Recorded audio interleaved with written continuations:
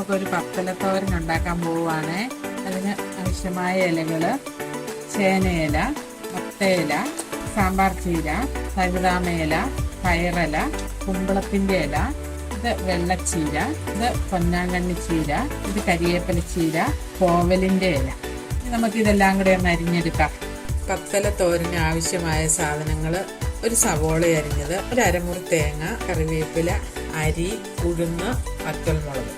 ചൂടായ ചട്ടിയിലേക്ക് ഒരു സ്പൂൺ എണ്ണ ഒഴിച്ചു കൊടുത്തു, കടുക് കൊടുത്തു,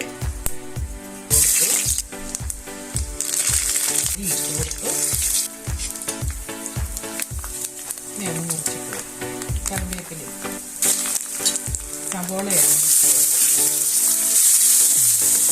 ഉപ്പ് ഇതെല്ലാമേ. നമ്മുടെ പത്തിലത്തോരൻ റെഡി ആയിട്ടുണ്ട്. എല്ലാവരും ഇങ്ങനെയൊന്ന് ഉണ്ടാക്കി നോക്കണം.